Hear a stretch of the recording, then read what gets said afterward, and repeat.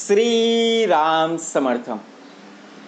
समर्थांनी एक सुंदर असा बोध आपल्यासाठी प्राप्त करून दिलेला आहे.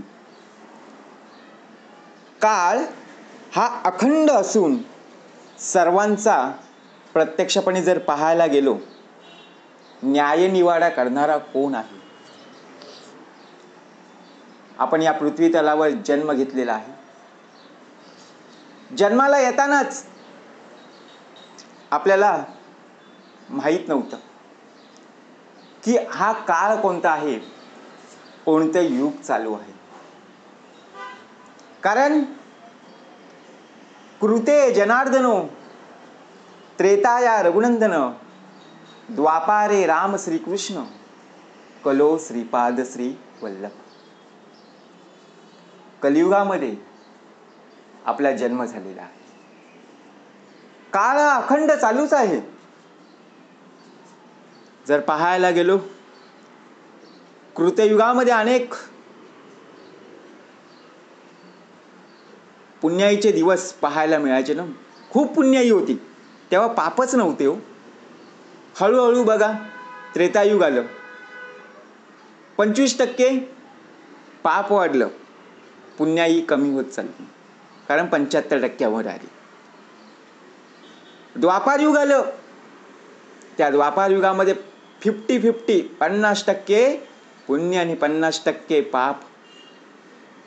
आणि आता या कलियुगामध्ये 25% पुण्याई आले आणि 75% पाप वाढलं. मग काळ हा अखंड चालू आहे.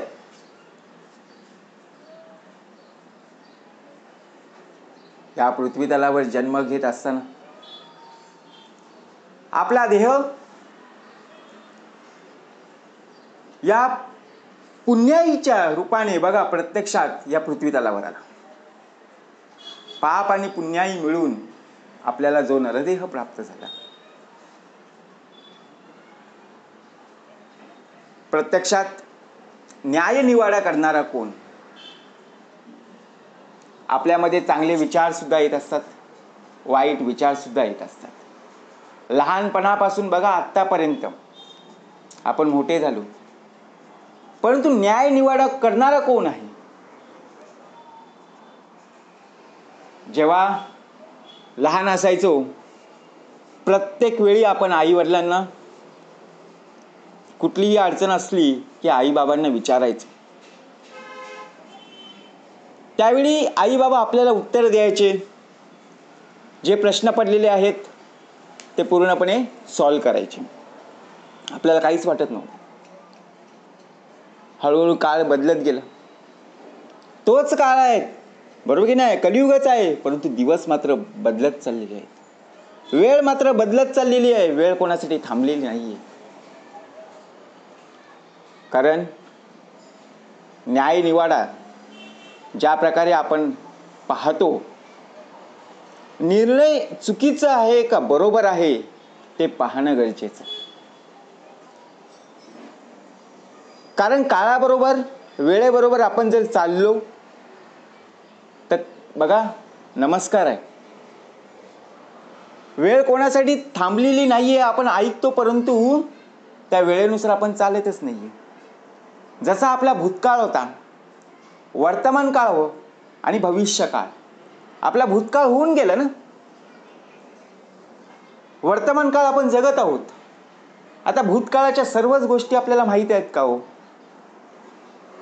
प्रत्येक गोष्टीचं आता आपण निवारण करू शकतो का? लहानपणी मला ह्या गोष्टी हव्या होत्या, त्या आता मला मिळतील का? नाहीये. जो चॉकलेट बघा मागच्या 10-15 वर्षापूर्वी मला त्या बरणीमध्ये दिसायचा, तो चॉकलेट आता मला दिसत नाहीये. मग आता ती माझी अपेक्षा होती, ती माझा बघा प्रत्यक्षपणे आवड होती, ती मला पूर्ण करता येईल का? नाही करता येणार. कारण काळ बदलला, वेळ बदलली. चॉकलेटचा भाग नाही, भाग आपल्या या ध्येयाचा चालले. कारण जुने दिवस आठवले ना, बघा जर कोणी 80-90चा दशक असेल ना, तर नक्कीच त्याला माहीत असेल, त्या देहाला माहीत असेल की 80-90चा दशक हा खूप उत्तमाचा आपल्याला पाहायला मिळायचे. आणि आत्ताचा दिवस आपण आठवून पाहावं, प्रत्येक दिवस बदलत गेले.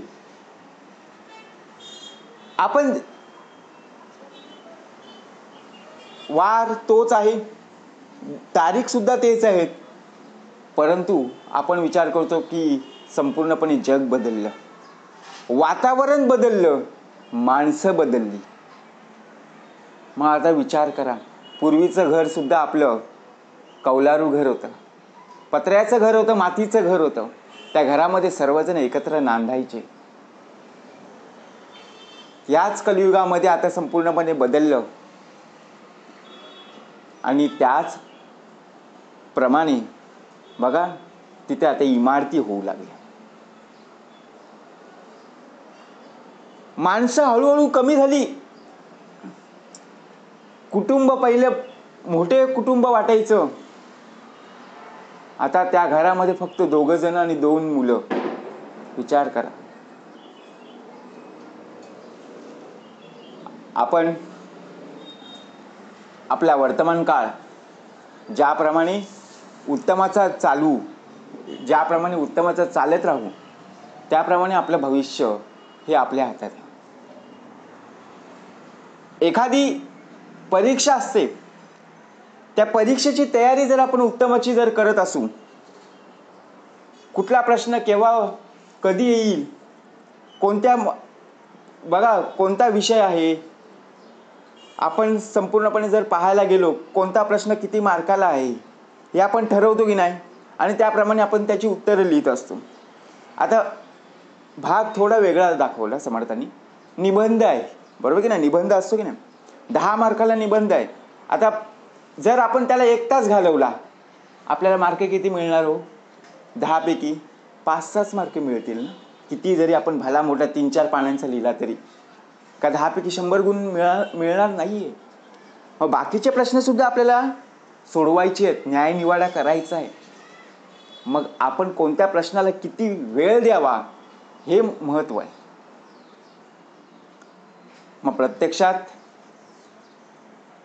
जसं एखादी परीक्षा असते आणि त्या परीक्षेची जर आपण तयारी पूर्णपणे केली तर त्या परीक्षेची भीती वाटत नाहीये. मग आपल्याला काय वाटतं, अरे मला कोणताही प्रश्न येऊ दे, मी त्या प्रश्नाचं सहजपणे उत्तर लिहीन, बरोबर. परंतु आता हाच भाग आपण इकडे लक्ष द्या. आता आपण वर्तमान काळ जगत आहोत. भविष्य काळात आपण काय पाहिलंय ते आपल्याला माहीत नाही. उद्या काय होणार आहे हे सुद्धा माहीत नाहीये. कोणते प्रश्न येणार आहेत, कोणत्या अडचणी येणार आहेत, कोणत्या समस्या उद्भवणार आहेत, चांगले सुखाचे दिवस कोणते येणार आहेत ते आपल्याला माहीत नाहीये, बरोबर की नाही. ही आपली परीक्षा आहे.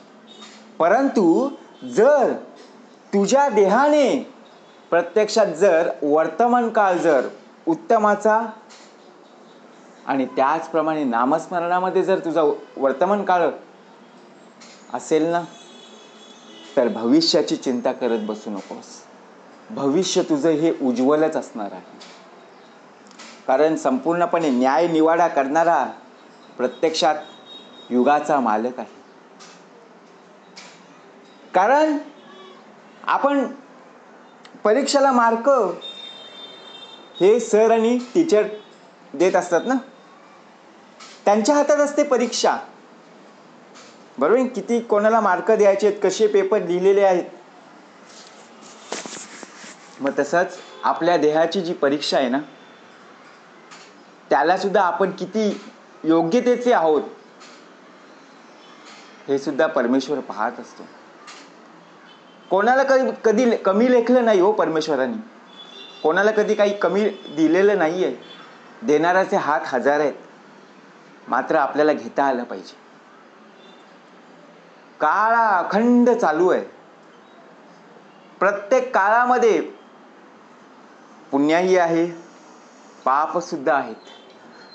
परंतु रज, तम आणि सत्व या गुणांमध्ये जर पाहायला गेलो तर सत्वगुण हा उत्तमच आहे.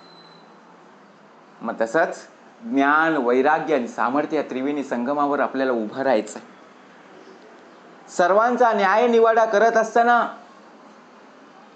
भूतकाळाला कधी विसरायचं नाहीये आणि भविष्याला बघा प्रत्यक्षात अंधारात कधी पाहायचं नाहीये. कारण वर्तमान काळ जर तुझा उत्तमाचा असेल तर भविष्य मात्र तुझं हे उज्ज्वलच असणार आहे. म्हणून काळ हा अखंड असून प्रत्यक्षात न्याय निवाडा करणारा परमेश्वरच आहे. जय जय रघुवीर समर्थ.